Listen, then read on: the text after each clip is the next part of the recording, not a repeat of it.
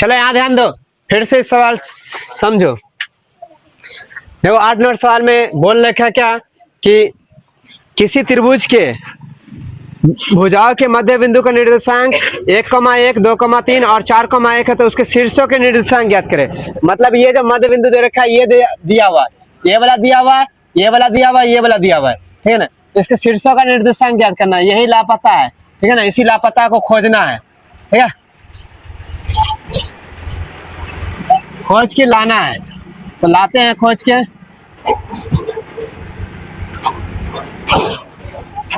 ठीक है। सब मान हम दे दे। तो मान लिया त्रिभुज एबीसी एक क्या है, त्रिभुज है, और त्रिभुज के मध्य बिंदु क्रमशः डी ई एफ है, दिया है, मध्य बिंदु का मान भी दे रखा है, ये सब दिया हुआ है।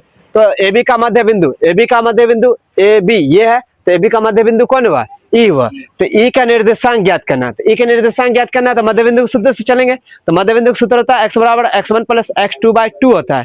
तो क्रॉस मल्टीपल गुना हो जाएगा, तो गुना होने पे क्या हो गया, ये है समीकरण फर्स्ट। फिर इधर से निकाल लिए y का, ठीक है, तो यहाँ से निकाल y का निकालने के बाद इतना y1 प्लस y2 बराबर कितना आया था 2।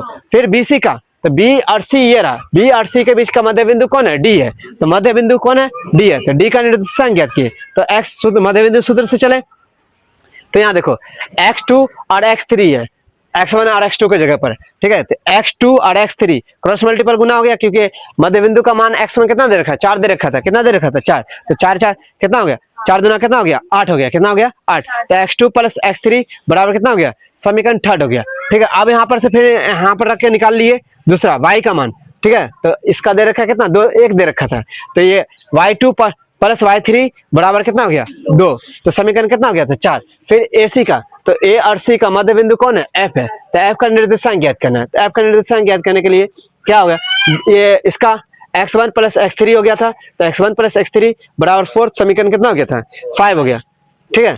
तो इसमें हमने क्या करा, दोनों का मान निकाल लिए।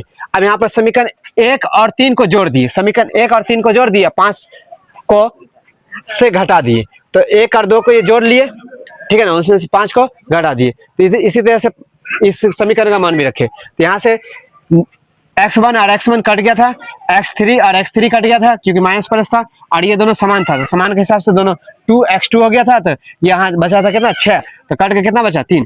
अब यहाँ से जो 3 आया है x2 बराबर 3 समीकरण 1 में मान रख दो, समीकरण 1 से, समीकरण 1 कितना है, x1 प्लस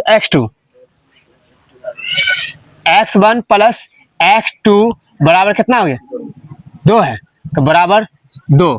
तो x1 प्लस x2 का मान कितना 3 बराबर कितना आ जाएगा 2। तो इसके यहाँ से हिसाब हम क्या लिख लेंगे, x1 और इधर है कितना है 2 बराबर 2, इधर आ जाएगा -3 हो जाएगा ना, तो x1 में कितना हो जाएगा -1। इसी तरह से x1 का मान किसी एक समीकरण में रख लो, तो कितना क्या निकल जाएगा 3 निकल जाएगा। ऐसा करते हैं 3 निकालने के लिए 5 में रख देते हैं, ठीक है ना। तो या तो x2a का मान समीकरण थर्ड में रख दो, x2a का मान समीकरण थर्ड में रखो, निकल जाएगा, जिसमें रखना रख दो, ठीक है ना। तो चलो x1 का ही मान रख देते समीकरण कितना में 5 से, तो 5 कितना बोला है, x1 प्लस x3 बराबर कितना है 4। तो x1 का मान कितना 1 प्लस x3 बराबर कितना 4। तो ये हो जाएगा x3 बराबर 4 प्लस 1, तो कितना हो जाएगा x3 बराबर कितना हो जाएगा 5। अब ये सब का x1 x2 x3 सारे का मान निकल गया। अब किसका मान नहीं निकला हुआ है, तो y का मान नहीं निकला हुआ है, तो हम थोड़ा सी इधर से बोर्ड साफ करके y का मान निकाल लेते हैं, ठीक है ना।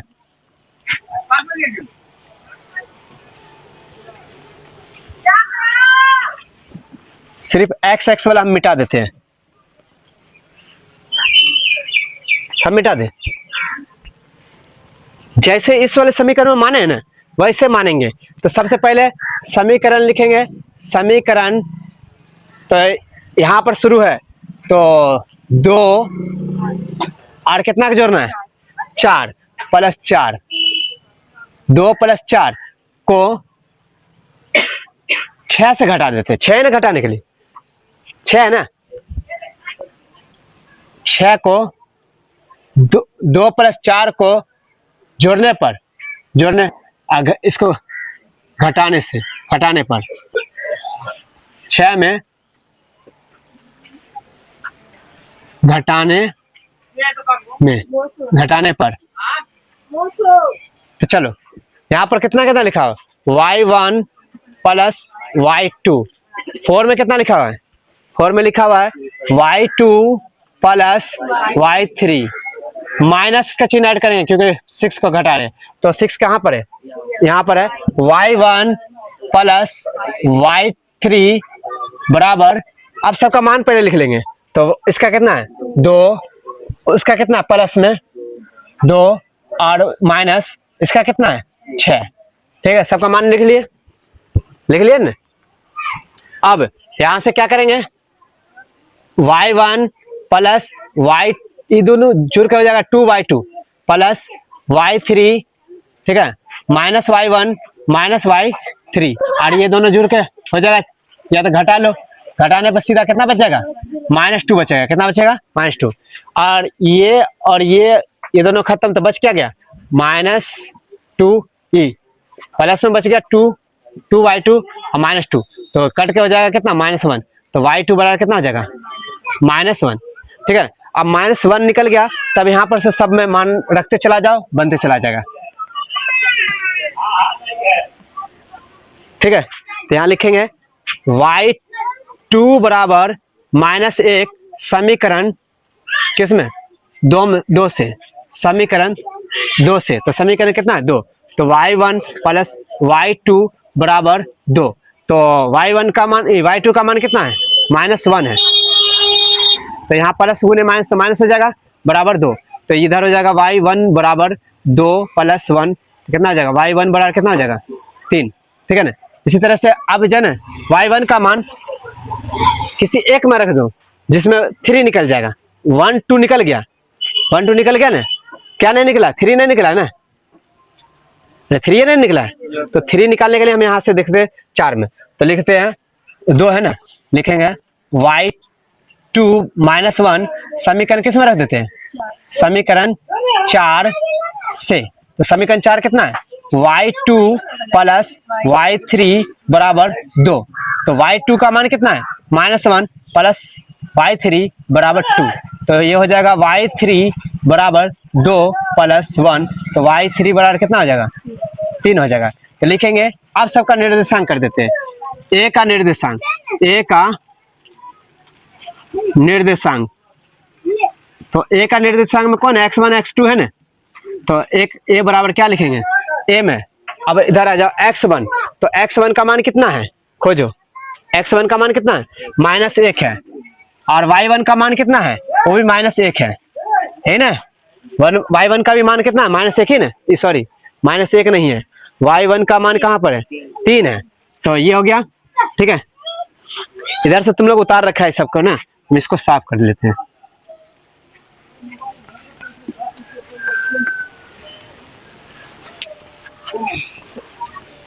ठीक है, अब b का निर्देशांक लिखेंगे, b का निर्देशांक, तो b बराबर क्या लिखेंगे, देखो x2 y3, तो x2 कितना है, x2 कितना है 3 है, कितना है 3, ठीक है ना, तो y2 कितना है, तो y2 -1 है, -1, ठीक है ना। c का निर्देशांक, c का निर्देशांक तो क्या है, यहाँ पर क्या है x3 y3, तो x3 कितना है 5 है, ठीक है 5, और y3 कितना है 3 है, आंसर रेडी। हाँ, ये है इसका आंसर, सोचो आंसर है ना, मिल गया, तो उतार लो।